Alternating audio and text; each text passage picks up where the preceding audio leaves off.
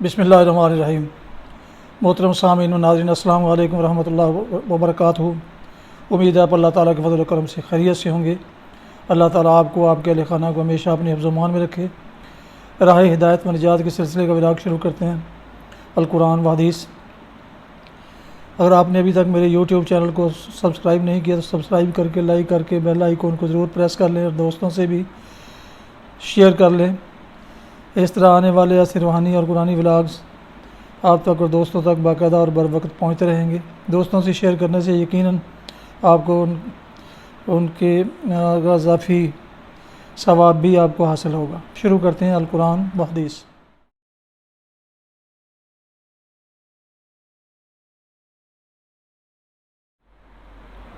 اعوذ باللہ من الشیطان الرجیم، بسم اللہ الرحمن الرحیم۔ وَلِتَصْغَىٰ إِلَيْهِ أَفْئِدَةُ الَّذِينَ لَا يُؤْمِنُونَ بِالْآخِرَةِ وَلِيَرْضَوْهُ وَلِيَقْتَرِفُوا مَا هُمْ مُقْتَرِفُونَ أَفَغَيْرَ اللَّهِ أَبْتَغِي حَكَمًا وَهُوَ الَّذِي أَنزَلَ عَلَيْكَ الْكِتَابَ مُفَصَّلًا وَالَّذِينَ آتَيْنَاهُمُ الْكِتَابَ يَعْلَمُونَ أَنَّهُ مُنَزَّلٌ مِّن رَّبِّكَ بِالْحَقِّ فَلَا تَكُونَنَّ مِنَ الْمُمْتَرِينَ۔ صدق اللہ العظیم۔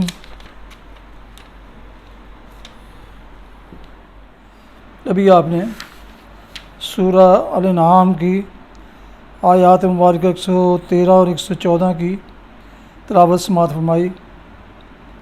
اب اس کا اردو ترجمہ پیش کرتا ہوں۔ وَلِتَصْغَىٰ إِلَيْهِ أَفْئِدَةُ الَّذِينَ لَا يُؤْمِنُونَ، یہ سب کچھ ہم انہیں اس لیے کرنے دے رہے ہیں کہ جو لوگ آخرت پر ایمان نہیں رکھتے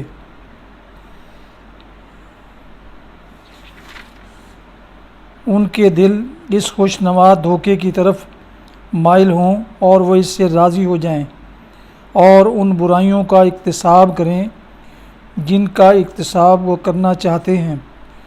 پھر جب حال یہ ہے تو کیا میں اللہ کے سوا کوئی اور فیصلہ کرنے والا تلاش کروں، حالانکہ اس نے پوری تفصیل کے ساتھ تمہاری طرف کتاب نازل کر دی ہے، اور جن لوگوں کو ہم نے تم سے پہلے کتاب دی تھی وہ جانتے ہیں کہ یہ کتاب تمہارے رب ہی کی طرف سے حق کے ساتھ نازل ہوئی ہے، لہٰذا تم شک کرنے والوں میں شامل نہ ہو۔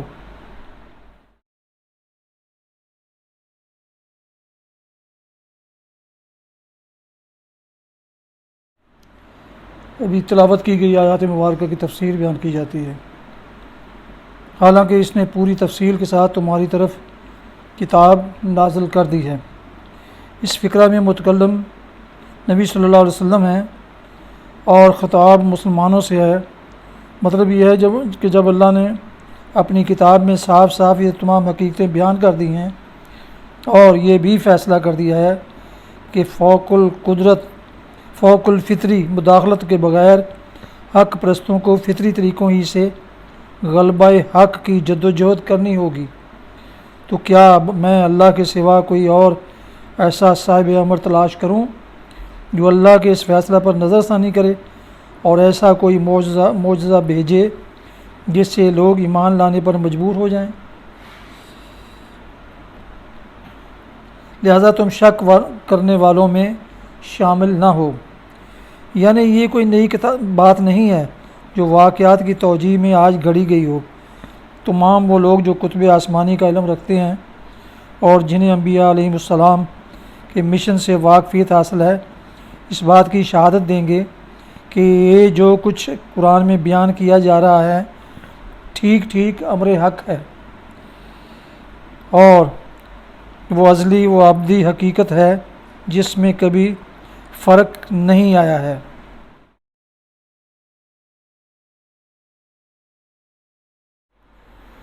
حدیث مبارکہ۔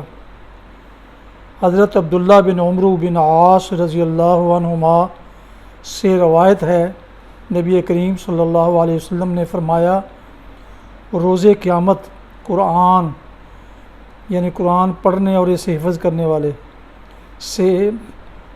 سے کہا جائے گا، قرآن پڑھتا جا اور درجے چڑھتا جا اور اس طرح آہستہ آہستہ تلاوت کر جیسے تو دنیا میں ترتیل سے پڑھتا تھا، بس تیرا مقام وہ ہوگا جہاں تیری آخری آیت کی تلاوت ختم ہوگی۔